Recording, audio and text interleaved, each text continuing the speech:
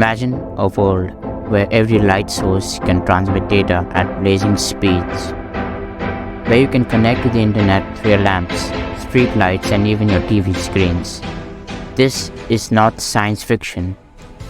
This is Li-Fi. Li-Fi, short for light fidelity, is a wireless network that uses visible light and infrared light to send and receive information. It is faster, more secure, and more energy efficient than Wi-Fi. In this video, we will explore how Li-Fi works, what are its advantages and challenges, and a suitable conclusion.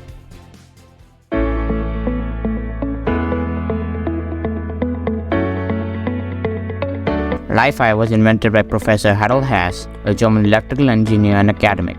He is currently a professor of mobile communications at the University of Edinburgh, where he leads the Li-Fi research group.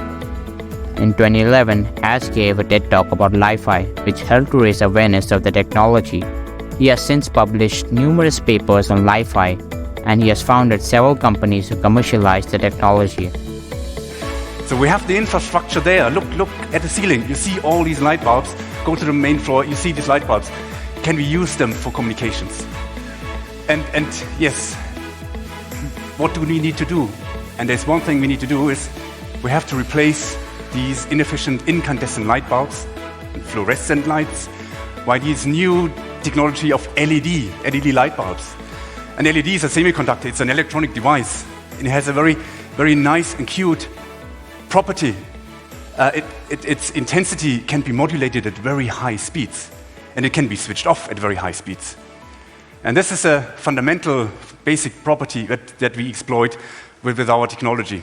If you see any LED light source, you provide the constant current to this LED bulb. It provides the constant illumination or constant brightness. As soon as we change the current that is flowing through this light bulb, the brightness would accordingly change, right? So this is the basic principle that is used to transmit data wirelessly using Li-Fi. So, if no current is flowing through the bulb, the brightness of this bulb will be minimal, and it will be treated as digital zero. So, this digital zero will be transmitted towards a suitable receiver, like a photodiode. Similarly, when the current flowing through the bulb, then the brightness of this LED bulb will be maximum, and it will be treated as digital 1.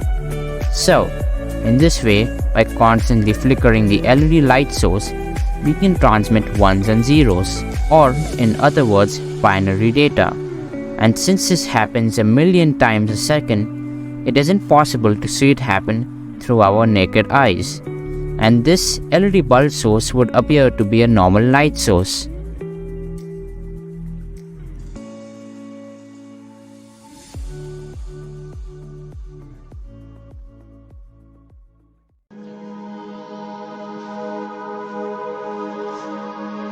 Perhaps the biggest selling point of Li-Fi technology is that it is able to transmit data at far greater speeds than Wi-Fi.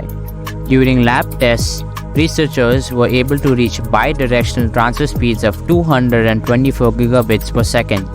Of course, it would be difficult to reach those speeds in a real-world setting, but reaching even 1% of that means speeds of 2.24 gigabits per second, a significant improvement over Wi-Fi, which nets transfer speeds up to 20 megabits per second on average. With the current operational concepts of Li-Fi, its experimental applications center on the use of LED bulbs and lamps. The internet is readily accessible wherever there is light and can be used in a variety of applications that require an internet connection. Because LED lamps are inexpensive to produce, analysts predict that the deployment of Li-Fi will be easier and 10 times cheaper than Wi-Fi. Plus, they are more energy efficient than any other lighting technology. As Li-Fi systems operate to provide illumination and for internet connectivity, you save up on energy costs. As the world looks to use greener technology, LED light bulbs are becoming a staple everywhere. In homes, offices, businesses, and even transportation. This means soon enough, high-speed internet connectivity will be as ubiquitous as there are light bulbs. Radio frequency communication technology has always been vulnerable to eavesdropping, signal hijacking, or even brute force attacks. However, visible light is unable to permeate opaque surfaces. Signals emitted by Li-Fi as well as the data transmitted through it remain confined within the space.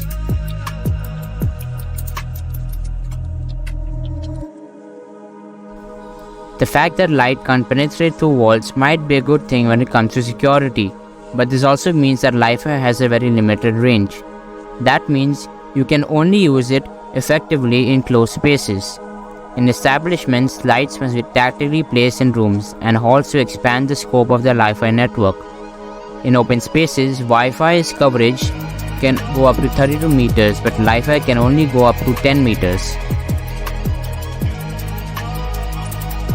Another challenge of Li-Fi is how to enable bidirectional communication between the transmitter and the receiver. While Li-Fi can use LED lights to send data, it needs a different method to receive data back from the devices. This will be done using infrared or radio waves, but this would add complexity and cost to the system.